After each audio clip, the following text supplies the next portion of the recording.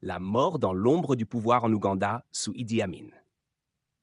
La découverte du corps de Kayadroa à Kampala, au cœur du mois d'août de l'année 1974, a provoqué une onde de choc silencieuse dans une société déjà habituée à la peur. Rien n'a été annoncé avec fracas, aucune cérémonie publique, aucun deuil officiel. Pourtant, derrière cette affaire apparemment circonscrite, se cachait une vérité bien plus large sur la nature du pouvoir, de la violence et du silence dans l'Ouganda gouverné par Idi Amin. La mort de cette femme, autrefois épouse du chef de l'État, n'était pas seulement un drame personnel, mais un symbole de la fragilité de toute existence dans un régime autoritaire où la proximité avec le pouvoir pouvait devenir une condamnation. À cette époque, l'Ouganda vivait sous un système où la terreur était un outil politique. Depuis son arrivée au pouvoir par un coup d'État militaire, Idi Amin avait transformé l'appareil de l'État en instrument de domination absolue. L'armée, la police et les services de renseignement fonctionnaient dans une logique de loyauté personnelle, souvent imprévisible, où la survie dépendait moins de la loi que de l'humeur du régime. Dans un tel climat, la vérité n'était jamais une priorité. Ce qui comptait avant tout, c'était le contrôle de la narration et l'élimination rapide de toute situation susceptible de créer des fissures dans l'image du pouvoir. Kay Adroa avait autrefois partagé la vie d'un homme qui deviendrait l'un des dirigeants les plus redoutés du continent africain. Comme plusieurs femmes liées à Amin, son statut social avait été façonné par cette relation. Être l'épouse d'un officier puis d'un président signifiait visibilité, privilège apparent et protection implicite. Cependant, ces avantages étaient conditionnels et temporaires. Lorsque le lien personnel se rompait, il ne restait souvent que l'exposition publique, sans la sécurité qui l'accompagnait auparavant. Les anciennes épouses perdaient leur valeur politique et devenaient des figures encombrantes, connues mais non protégées.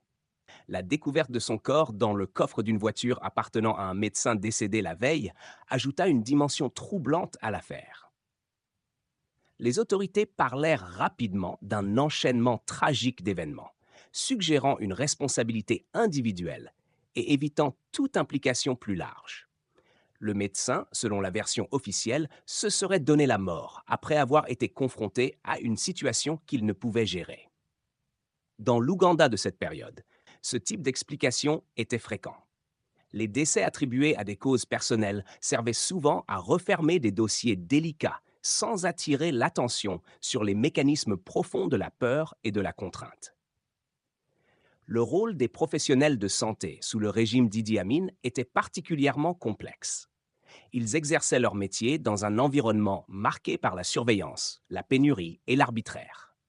Soigner un patient pouvait devenir un acte politique, surtout lorsque ce patient était lié, directement ou indirectement, au cercle du pouvoir. Le secret médical, principe fondamental de l'éthique, entrait en conflit avec la réalité d'un État où toute information pouvait être perçue comme une menace. Dans ce contexte, chaque décision était lourde de conséquences potentielles. L'annonce officielle des résultats de l'examen médical mit rapidement fin à toute discussion publique. Aucun débat, aucune enquête indépendante, aucune remise en question des circonstances ne furent autorisées. Les médias locaux se contentèrent de relayer la version communiquée par les autorités. Ce silence collectif n'était pas le signe d'une indifférence, mais celui d'une société qui avait appris que poser des questions pouvait être dangereux. La peur était devenue une forme de langage partagé, compris de tous sans avoir besoin d'être exprimé. Le cas de Kay Adroa illustre la manière dont le pouvoir absolu dévalorise la vie humaine.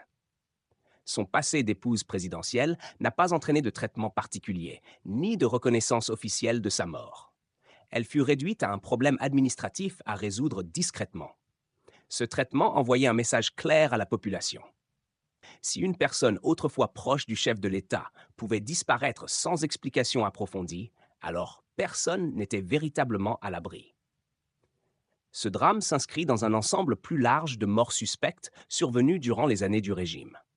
Officiers de l'armée, intellectuels, leaders religieux et simples citoyens furent victimes de disparitions soudaines ou de décès attribués à des causes vagues. Ces événements créaient une atmosphère de peur permanente, où l'incertitude elle-même devenait un outil de contrôle. Il n'était pas nécessaire de connaître les détails. Il suffisait de comprendre que la vie pouvait s'interrompre brutalement et sans justification. La situation des femmes liées au pouvoir militaire mérite une attention particulière. Souvent perçues comme des symboles de prestige, elles restaient pourtant dépourvues de véritables droits ou de moyens d'autonomie. Leur valeur était définie par leur relation avec l'homme au sommet de l'État. Une fois cette relation terminée, elles se retrouvaient exposées, vulnérables et silencieuses. La mort de Keyadroa reflète cette réalité cruelle, où le genre et le pouvoir se croisent pour produire une marginalisation profonde. Sur le plan international, l'affaire fut mentionnée brièvement par certaines agences de presse, mais elle ne suscita pas de réaction majeure. Le monde connaissait déjà la réputation du régime d'Idi Amin, mais le contexte géopolitique limitait les interventions extérieures. Les priorités stratégiques de l'époque reléguaient souvent les violations des droits humains au second plan. Ainsi, de nombreuses tragédies ougandaises restèrent confinées aux archives et à la mémoire des survivants. Avec le recul, cette affaire prend une signification plus large. Elle permet de comprendre comment un régime autoritaire gère la mort, la vérité et la mémoire. La disparition de Keyadroa n'est pas seulement un épisode isolé, mais une pièce d'un puzzle plus vaste, révélant le fonctionnement d'un État fondé sur la peur. Les historiens, en reconstituant ces fragments, cherchent moins à établir des certitudes absolues qu'à mettre en lumière des schémas récurrents. La mémoire collective se construit souvent à partir de ces histoires incomplètes. Chaque cas oublié représente des milliers d'autres qui n'ont jamais été documentés. La valeur de ces récits réside dans leur capacité à rappeler les conséquences humaines du pouvoir incontrôlé. Ils servent de témoignage contre l'oubli et l'indifférence. Keyadroa demeure une figure presque effacée de l'histoire officielle. Pourtant, son destin incarne une leçon essentielle. Il montre que la proximité avec le pouvoir ne garantit ni la sécurité ni la dignité. Il révèle comment le silence est imposé non seulement par la force, mais aussi par la peur intériorisée. Son histoire, bien que fragmentaire, continue de résonner comme un avertissement. Comprendre ce drame, c'est reconnaître la manière dont les régimes autoritaires transforment les individus en éléments interchangeables. C'est aussi rappeler que derrière chaque annonce officielle se cache une réalité humaine complexe, souvent étouffée par la propagande et le contrôle. En revisitant ces événements, on ne cherche pas à rouvrir des blessures, mais à apprendre des erreurs du passé. La mort de Keyadroa souligne l'importance de la mémoire historique. Elle rappelle que le silence n'efface pas les faits, mais les rend plus lourds. Dans une société qui a survécu à une telle période, ce souvenir devient un acte de résistance morale. C'est en nommant ces tragédies et en les analysant que l'on peut espérer empêcher leur répétition.